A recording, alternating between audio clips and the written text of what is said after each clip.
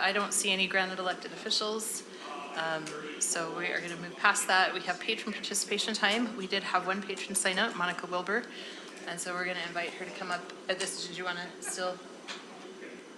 Okay, yeah, come on. Sorry, I just want to make sure. We're going to invite her up at this time. If you'll just please state your name for the record.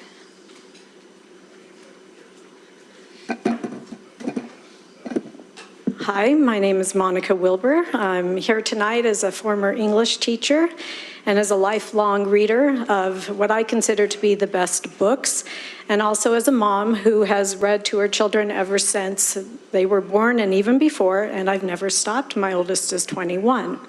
And the reason I'm here tonight is because I have huge, grave concerns about the early literacy programs that Granite is considering to be used.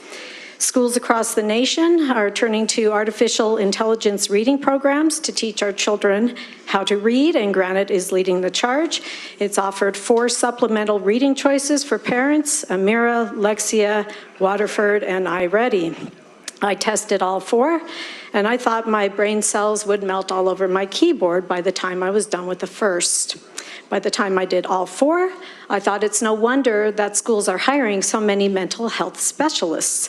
I'd go crazy if I had to learn to read this way. These software reading programs are an insult to the intelligence of everyone, teachers, parents, but especially the students that they are aimed at. Teachers are reduced to facilitators of the tech using turnkey curriculum like this. Literacy tech makes a mockery of everyone involved in it. Kids don't learn to love reading this way. They just learn to treat reading like a bad video game that they can't get through fast enough.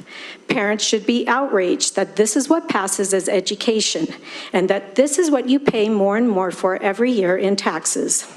Schools are in the wrong if they think they can teach literacy without literature.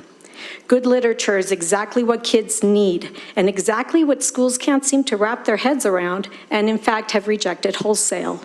None of Utah's English language arts Common Core standards emphasize classical literature. 0. Granite's list of approved books leaves a lot to be desired and features many trashy graphic novels and many social justice handbooks that masquerade as novels. Our kids may serendipitously here or there encounter a book of substance, but the modern lens that classic book will be taught through will deconstruct it, if not destroy it. I read an article about 5 years ago that had the title, "Schools Are No Place for a Reader."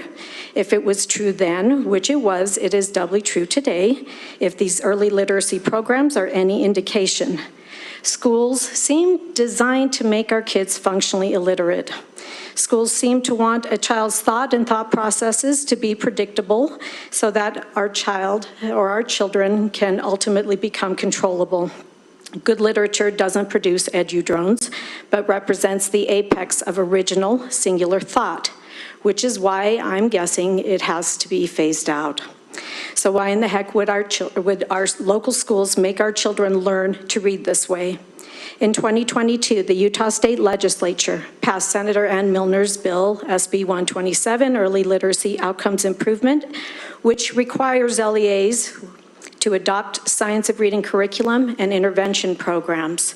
But I noticed there was no specific mention of tech. So I do have some suggestions. But before I get to those, I would like to mention that about 4 pages into Chapter 2 of To Kill a Mockingbird, 5-year-old Scout gets chastised by her teacher for already knowing how to read and write.